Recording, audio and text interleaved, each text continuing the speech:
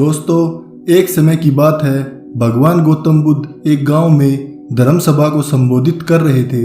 लोग अपनी विभिन्न परेशानियों को लेकर उनके पास जाते और उसका हल लेकर खुशी खुशी वहां से लौटते। उसी गांव के सड़क के किनारे एक गरीब व्यक्ति बैठा रहता था तथा महात्मा बुद्ध के शिविर में आने जाने वाले लोगों को बड़े ध्यान से देखता। उसे बड़ा आश्चर्य होता कि लोग अंदर तो बड़े दुखी चेहरे लेकर जाते हैं, लेकिन जब वापस आते हैं तो बड़े खुश और प्रसन्न दिखाई देते हैं। उस गरीब को लगा कि क्यों न वो भी अपनी समस्या को भगवान के समक्ष रखे। मन में यह विचार लिए वह भी महात्मा बुद्ध के पास पहुंचा।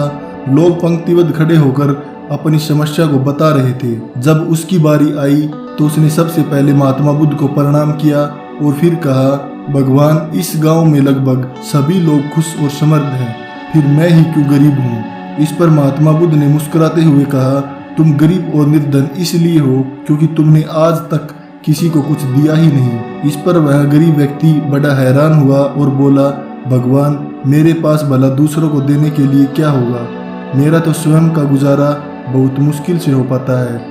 लोगों से भीख मांगकर अपना पेट भरता हूँ। भगवान बुद्ध कुछ देर शांत रहे, फिर बोले, तुम बड़े अज्ञानी हो। औरों के साथ बांटने के लिए ईश्वर ने तुम्हें बहुत कुछ दिया है। मुस्कुराहट दी है जिससे तुम लोगों में आशा का संचार कर सकते हो।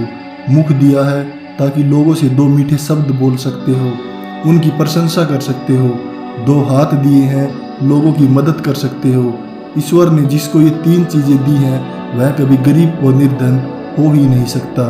निर्धनता का विचार आदमी के मन में होता है, यह तो एक भ्रम है, इसे निकाल दो। कभी भी मन में निर्धनता का भाव उत्पन्न न होने दो, गरीबी अपने आप दूर हो जाएगी। भगवान बुद्ध का संदेश सुनकर उस आदमी का चेहरा चमक उठा। उसने इस उपदेश को अपने जीवन में उतारा जिससे वह फिर कभी दुखी नहीं हुआ।